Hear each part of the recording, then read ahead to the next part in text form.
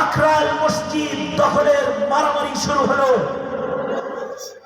এক এক ইউনিয়নে একটা করে উপজেলায় মসজিদ করে বাংলাদেশের কোটি কোটি মসজিদে সাদিয়ানিয়ার এতাতি ঝগড়া বীজ নিজ হাতে বপন করলো, নিজের হাতে বপন করলো।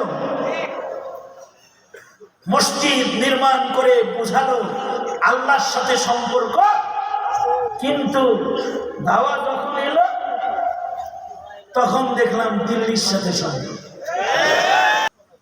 এই মৌলবীদের এই দাড়ি টুপি পাঞ্জাবি এটার দাম নাই, মনে রাখবেন মুসলমানের গায়ের সুন্নতি লেবাসেরও অনেক দাম।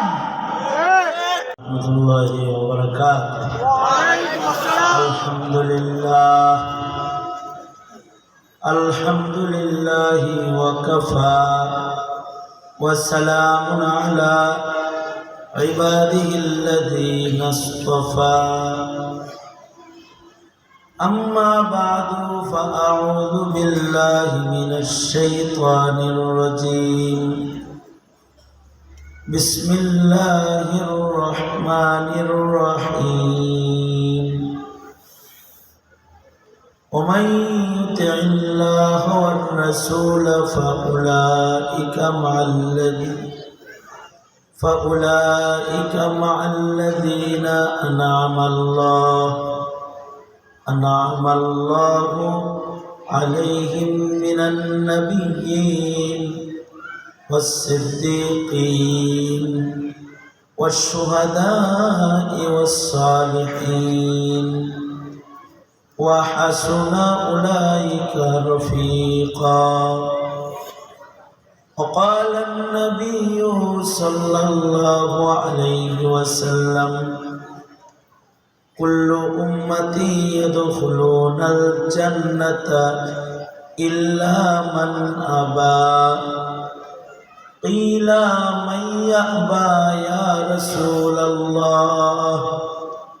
قال من أطاعني دخل الجنة ومن عصاني فقد أبى. أو كما قال عليه الصلاة والسلام. اللهم صل على محمد وعلى آل محمد كما صليت على إبراهيم وعلى آل إبراهيم إنك حميد مجيد. اللهم بارك على محمد وعلى آل محمد كما باركت على إبراهيم وعلى آل إبراهيم إنك حميد مجيد. আলহামদুলিল্লাহ, জামিয়া ইসলামিয়া গাজীপুরের উদ্যোগে আয়োজিত 26তম 5 দিন ব্যাপী ঐতিহাসিক তাফসীরুল কোরআন মাহফিলের আজকের আখিরি রজনী। আখিরি রজনীর একেবারে আখিরি সময়, আখিরি মোনাজাতকে সামনে করে আমরা বসেছি। 5 দিন ধরে উলামা হযরতরা গুরুত্বপূর্ণ নসিহত করেছেন। আল্লাহর কালামের ধারাবাহিক তাফসীর হয়েছে। সবার শেষে তাফসীর কমিটির নির্দেশে আমি আপনাদের সামনে বসে গেছি। বরকতের নিয়তে 2-4টা কথা বলার ইরাদায় আয়াত হাদিস পেশ করেছি। খুব সংক্ষেপে কিছু কথা। এই পৃথিবীতে সব মানুষের সম্পর্ক আল্লাহর সাথে ভালো না। পৃথিবীতে কিছু মানুষের সম্পর্ক তার পরিবারের সাথে ভালো হয়। তারা আল্লাহর হক আদায় না করলেও পরিবারের হক মত পর্যন্ত আদায় করে যায়। সারা জীবন বিদেশে অর্থ কামাই করে পরিবারকে বাড়ি গাড়ি সেট আপ করে এক সময় লাশ হয়ে দেশে ফেরত আসে, পরিবারকে খুশি করে যায়। অথচ তারা নামাজ পড়ার টাইম পায় না, জিকির করার টাইম পায় না, ওয়াজ শোনার সময় হয় না, তওবা করার টাইম হয় না। তাদের উপরে তাদের পরিবার খুশি থাকলেও মহান আল্লাহ তাআলা তাদের উপরে নারাজ থেকে যায়।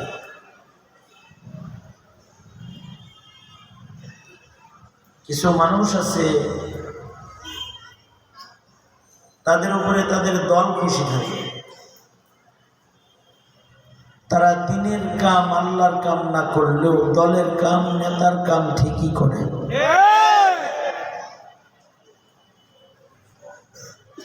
দলের জন্য সময় দেয়, দলের জন্য অর্থ দেয়, দলের জন্য জেলে যায়, দলের জন্য মায়ের খায়, মায়েরও খায় দলের জন্য। দলের জন্য রক্ত দেয়, দলের জন্য জীবনও দেয়। কিন্তু তারা আল্লাহর ডাকে সাড়া দিয়ে মসজিদে যায় না,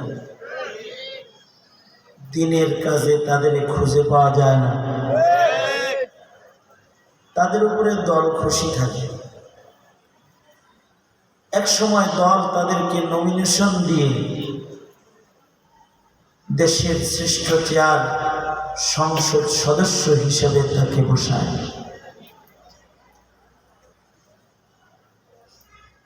কিছু মানুষের উপরে সরকার খুশি থাকে, কারণ তারা সরকারের পা চাটা গোলাম হয়।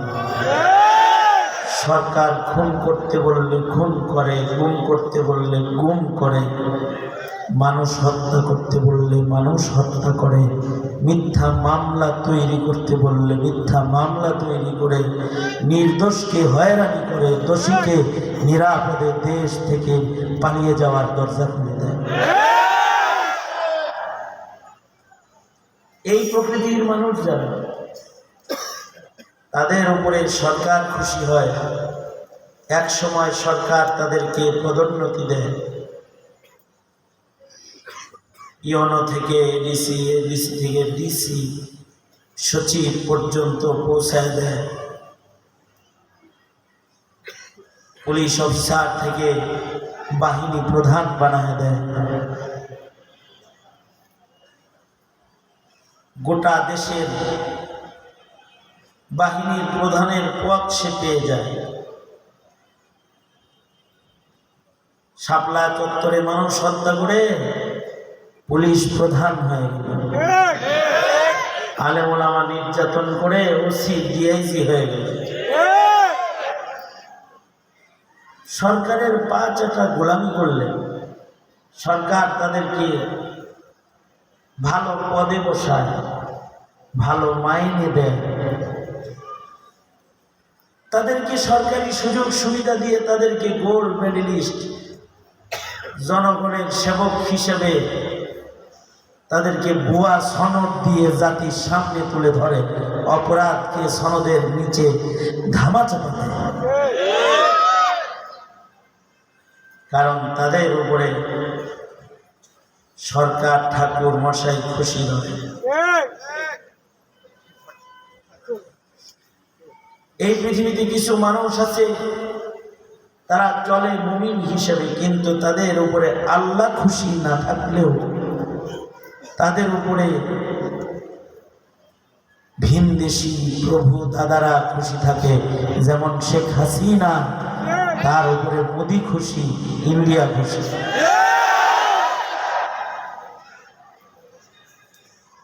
দাদারে খুশি করছে,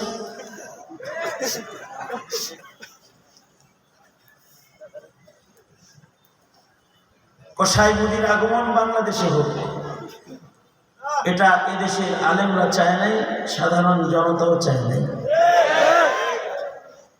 ক্ষমতার বলে তাকে আনা হয়েছে।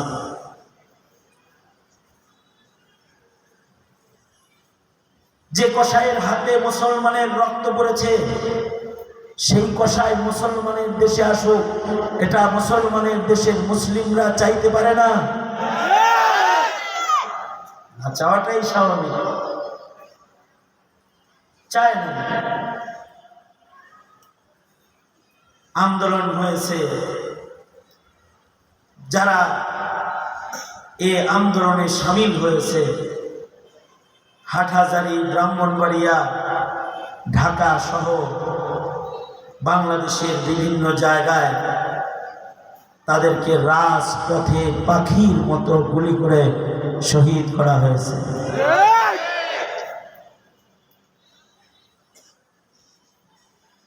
যারা এই আন্দোলনের সাথে জড়িয়েছিল তাদেরকে অন্যায়ভাবে গ্রেফতার করা হয়েছে,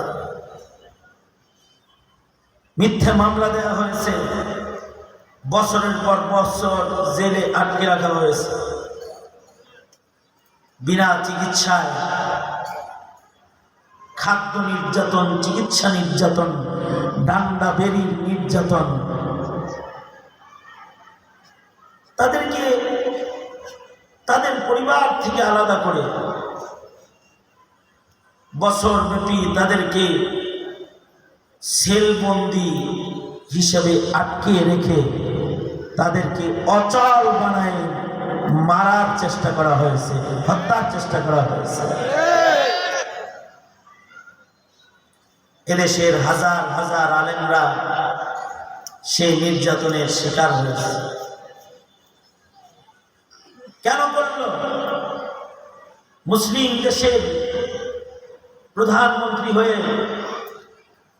কোন ঠাকুর গ্রেফতার করলো না, কোন হিন্দুকে গ্রেফতার করলো না, 17 কোটি মুসলমানের শেখুল হাদিস, ইমাম, খতিব, মুহাদ্দিস, মুফাসসিরকে গ্রেফতার করে জেলে দিল। কাকে খুশি করার জন্যে? আল্লাহরে না, দিল্লিরে খুশি করার জন্য। সঙ্গত কারণে এদেশের মানুষ যখন দাওয়া দিল, আল্লাহর গজব আল্লাহ ছেড়ে দিল, দিল্লিতে জায়গা পেয়ে গেল, কারণ দিল্লি খুশি।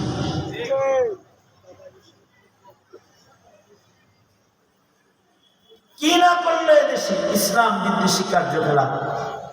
অনেকে বলে আওয়ামী লীগের এই ভরাডুবির কারণ কি? যা ইতিহাসের পাতায় এমন বেইজ্জতির ইতিহাস বইয়ের পাতায় তালাশ করে পাওয়া যাবে না। কারণ কি? কারণ হলো মুসলমানের মাটিতে তারা হিন্দুত্ববাদ চাষাবাদের চেষ্টা করেছে। মুসলমানের মাটিতে 17 কোটি মুসলমানের মাটি আলেমদেরকে হত্যা করেছে। 17 কোটি মুসলমানকে ইমানের বিষয়ে মূর্খ করে তাদেরকে বিধর্মী, নাস্তিক, কাদিয়ানি, বেঈমান বানাইবার নকশা বাস্তবায়ন করেছে। 16 বছর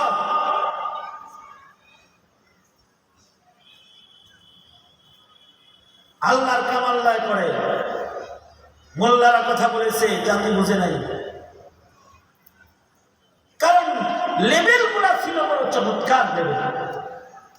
লেভেল ছিল স্বাধীনতার পক্ষের শক্তির লেভেল। লেভেল ছিল আল্লাহ প্রেমের লেভেল। কারণ 70 রাকাত নামাজ পড়তো, 80 রাকাত নামাজ পড়তো। কি বললো 80 রাকাত?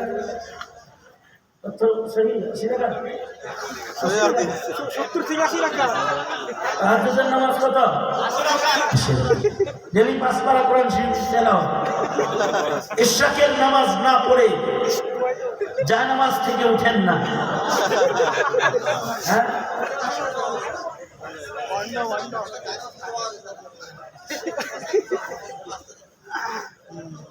ইস্তেমার জমিদাতা, ফাউন্ডেশন প্রতিষ্ঠাতা এরাই সব কওমি সনদের স্বীকৃতি প্রদানকারী। কি না করেছে ইসলামের জন্য। লেভেলটা বড় চমৎকার লেভেল, কিন্তু কার্পেট উঁচা করে দেখলাম নিচে আছে ইসলাম বিদ্বেষের সকল কার্যকলাপের চাবিকাঠি।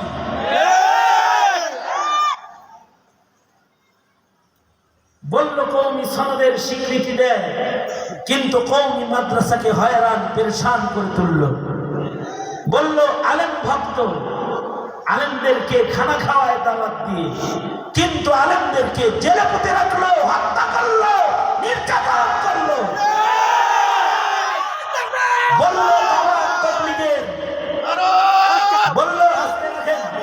বলল দাওয়াত তাবলীগের জমিদাতা, কিন্তু ইস্তেমার মাঠে ইস্তেমা পয়দা হওয়ার পরে কখনো রক্ত তো দূরের কথা, রক্ত তো দূরের কথা, কারোর গায়ে কেউ ভুলবশত লক্ষ জনতা একসাথে ঘুমায় পাড়া দিল না, সেই মাঠে রক্তের স্রোত কারবালার মতো প্রবাহিত হলো।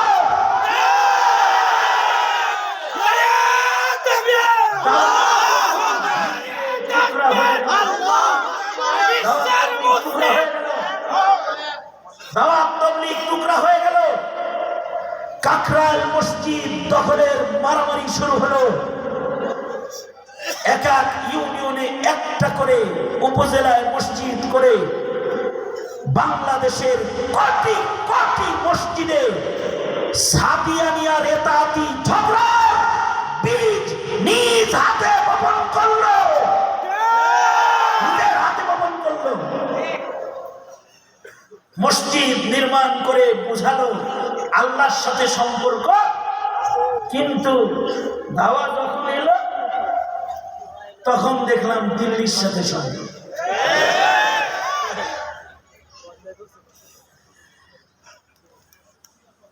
এই মৌলবীদের এই দাড়ি, টুপি, পাঞ্জাবি, এটার দাম নাই। মনে রাখবেন, মুসলমানের গায়ের সুন্নতি লেবাসেরও অনেক দাম। এই কথাটা বলার জন্যই আমি আয়াত করেছিলাম।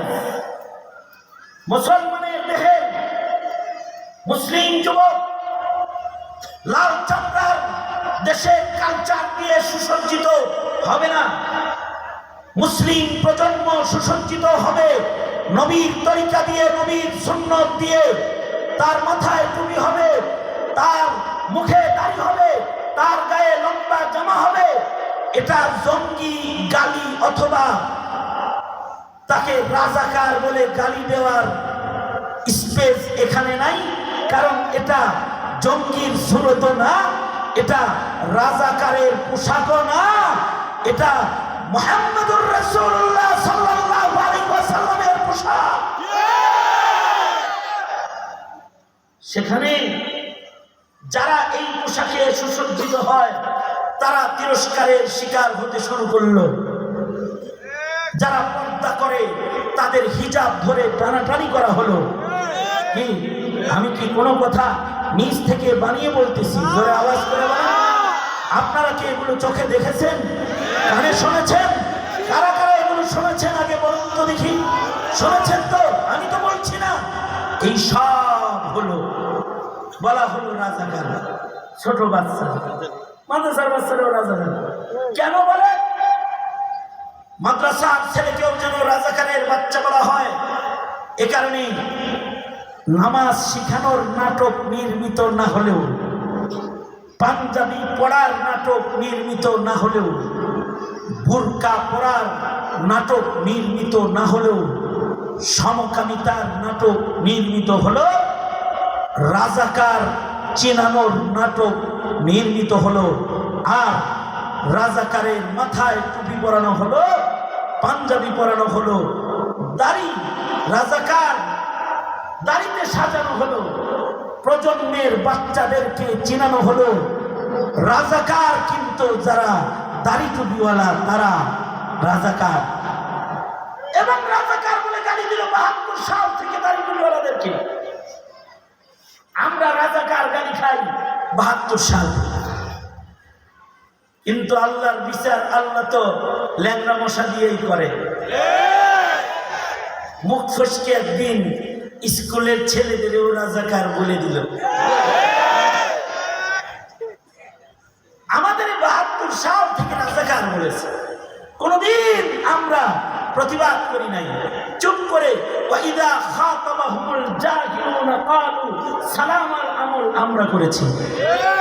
কিন্তু আবাবিল পাখিগুলারে যখন রাজাকার বলল, বৈষম্য বিরোধী ছাত্র আন্দোলনের নওজওয়ান সিপাহ সালার যারা দেশের সার্বভৌমত্ব রক্ষায় আবু সাইদের মতো মুক্তান করে দাঁড়িয়ে গেছে, যারা পানির পিপাসা নিজে সহ্য করে অপরকে পানি পানি পানি পানি বলে ডেকে ডেকে পানি পান করিয়ে শাহাদাতের পেয়ালার দিকে যারা অগ্রসর হয়েছে, কিন্তু এ জমিনের স্বাধীনতা সার্বভৌমত্ব রক্ষার জন্য যারা অকুতভয় সৈনিক হিসাবে রাজপথে দাঁড়িয়েছে বুলেটের সামনে, তাদেরকে যখন রাজাকারের বাচ্চা বলে গালি দিল, গোটা দেশ থেকে আবাবিলরা গণভবনের দিকে মার্চ শুরু করলো। চতুর্দিক থেকে গণভবনের দিকে গেল সব। এবার যাইবা কোথায়? একবার কইছে রাজাকার, গোটা বাংলাদেশ বলল তুই রাজাকার, তুই রাজাকার, তুই রাজাকার, দিল্লি না ঢাকা, তুই রাজাকার, রাজাকার আমি না, রাজাকার রাজাকার। হ্যাঁ, স্লোগান উঠলো আর গেল গণভবনের দিকে। ওই দিন বুঝা গেল আসলে কে রাজাকার। আওয়াজ করে জোরে বলেন, আরো জোরে আওয়াজ করে বলেন, কিন্তু আসলে কে রাজাকার।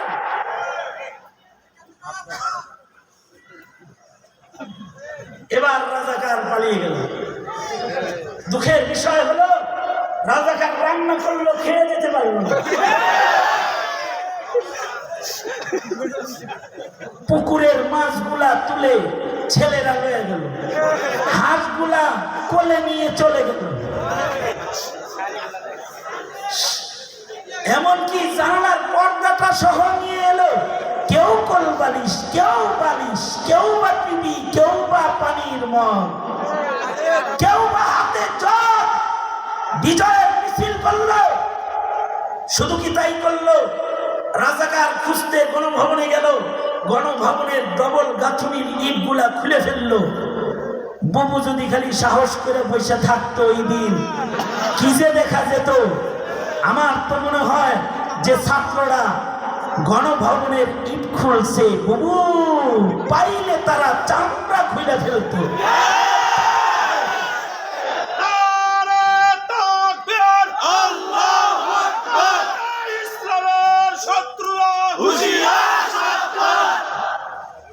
এই যেগুলো এত কিছু হইল, এর পুরাই কি?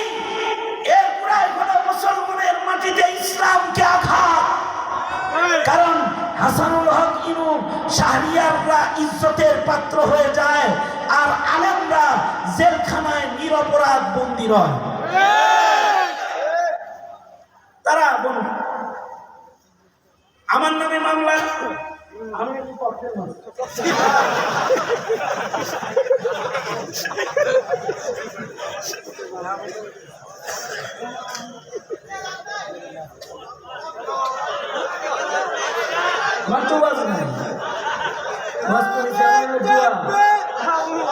শোনেন, কথা শোনেন, কথাটা খালি শোনেন। সেটা হলো একটা আলাপ আছে, আলাপটা একটু পরে করি, এর আগের আলাপ বলে সেটা নেই। আচ্ছা আচ্ছা আমার নামে মামলা হলো যে আমি বাইতুল মোকাররমের উত্তর গেটে ককটেল মেরে পালিয়ে গেছি। খোদার কসম করে আপনাদেরকে এই মাঝরাতে সাক্ষী লিখে বলছি, আমি জীবনেও ককটেল সচক্ষে দেখি নাই। আর মামুনুল হকের মামলা কি? মানিব্যাগ চুরি। এইটা শুনলে মানুষ তো হাসে হাসে, খোদ ইংলিশ নিজেও হাসে। আমি আমার আয়োকে বলেছি, এই মেয়ে, তুমি মামলা করে মিটমিট করে হাসো কেন? আপনার দোষা আর মামলার দোষা দেখে হাসি। আমি তো তাই গ্রেফতার করছো কেন? উপরের নির্দেশ। গ্রেফতার করেছি উপরের নির্দেশ, কিন্তু মামলা করে হাসি হইল, অসুবিধা নাই হইল। রাজনৈতিক মামলা এমনি বেরিয়ে যাবে, এই এমনি সাজাই আর কি।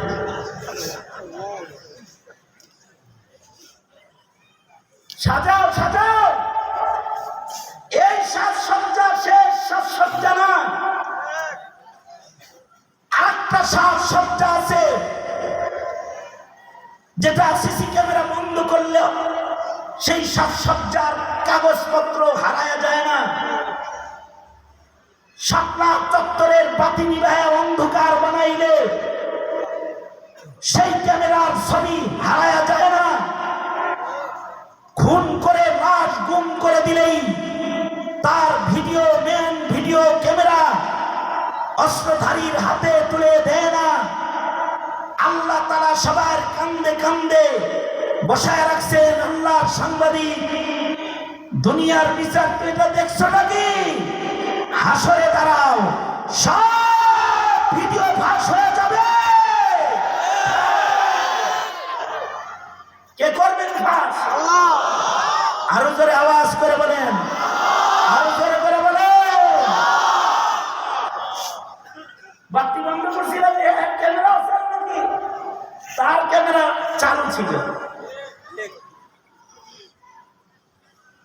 এই কারণে আল্লাহ বলেন, ওয়াত্তাকু ইয়াওমান তুরজাউনা ফীহি ইলাল্লাহ,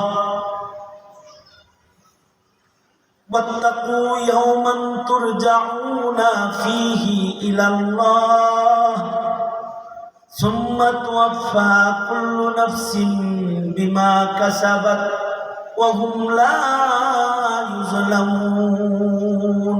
আল্লাহু আকবার। আল্লাহ পাক বলেন, ভয় করো ওই দিনকে যেদিন তোমরা আমার আদালতে দাঁড়াইবে।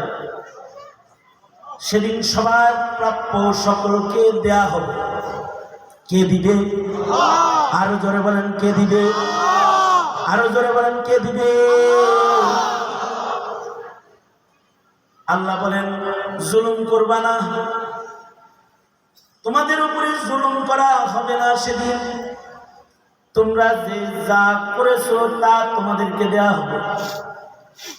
কেউ যদি ভালো করে থাকো ভালো পাইবা, আর যদি কেউ আকাম করে থাকো তার বদলাও পাইবা। বদলা নিবেন কে? জোরে বলেন, আল্লাহ। সেই বিচার তো আছে, ওটা তো হবে। আমি আপনাদেরকে বিচার করতে বলি না, বিচারটা আল্লাহর কাছেই ছেড়ে দেন। কারণ আমরা তো নায়েবে নবী, লা তাসরিবা আলাইকুমুল ইয়াউম। আমরা বলি বিচার আপনার করার দরকার নাই, আপনার তো আরো অনেক কাম বাকি। আপনি কি কাজ করবেন? আপনি ওদের বিচারের পেছনে না ঘুরে 16 বছরে আপনার যে ক্ষতিগুলো করছে সেগুলো ডেভেলপ। 16 বছরে আপনার সন্তানকে আল্লাহ চিনতে দেয় নাই, নবী চিনতে দেয় নাই, ইসলাম চিনতে দেয় নাই, ইবাদত চিনতে দেয় নাই। কথা বলেন ঠিক না ঠিক? আপনার প্রজন্মের যেই ক্ষতিটা হয়েছে, সিলেবাস লন্ডভন্ড করে আপনার স্কুল থেকে যেভাবে ইসলাম সরাইছে, এখন আবার সময় এসেছে। আমার কথা কোনো ওয়াজ টোয়াজ না, আমার কথা সোজা সাপটা। সেটা হলো ইমান রক্ষা করো, ইসলামী তাহজিব তামাদ্দুন রক্ষা করো। কথা বলেন ঠিক না বা ঠিক করে বলেন। ইমান রক্ষা করো, তাহজিব তামাদ্দুন রক্ষা করো। কারণ ইহুদির লগে হাসর হইলে নাজাত না, নাসারার লগে হাসর হইলে নাজাত না। হাসর হতে হবে সিদ্দিকের সাথে, নবীদের সাথে, সিদ্দিকদের সাথে, শহীদদের সাথে, ওলিদের সাথে। তাহলে জান্নাত পাবে। এখানে আমি সবাই বলি ওয়াজ কালাম কি করবো, এখন একটা টাইম চলছে, যদি ভালো না হও তাহলে সামনে ভবিষ্যৎ তোমার আরো খারাপ। এখন যদি ভালো না হও, কারণ এখন তোমার আগামী নির্বাচন আর রাজনীতি হবে তোমার প্রজন্মের ঈমান বাঁচানোর রাজনীতি। তোমার আগামী জীবনের সরকার গঠন হবে, কারণ এটা তো মানে অল্প সময়ের সরকার, এটা কোনো সরকার নেই চালাইতেছেন, এটা সরকার গঠন হবে। তুমি কোন সরকার গঠন করবে? তুমি ওই সরকার গঠন করো যে সরকার তোমার সন্তানের ঈমান